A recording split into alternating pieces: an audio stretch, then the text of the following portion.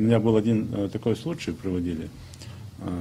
Взорвали какой-то магазин, якобы торговал спиртным. А у меня была информация, что имам в своих проповедях говорит, ну, такие радикальные вещи в этом направлении. Я у имама тут же, народ стоит, спрашиваю, как вы говорите вот эти вещи? Вот он сказал фразу, и, ну, не один раз сказал фразу такую, вот такие фразы, как торговать спиртным нельзя. То есть он категорически вывел, да? Я говорю, а вам кто дал право такое говорить? Нигде в Коране не написано, что нельзя. Нигде в Коране не написано, что нельзя. В Ингушетии живут христиане, да. Они имеют право пить, да. Тогда почему вы говорите, нельзя торговать? Во-первых, где логика? Почему от себя-то несете?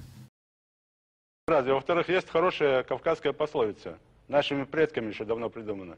На чьей орбе едешь, того песни не пой. Если ты там где-то свистишь у себя дома, это нормально, то не надо это делать в Москве. То есть относиться с уважением к той культуре, где ты живешь, где ты обитаешь.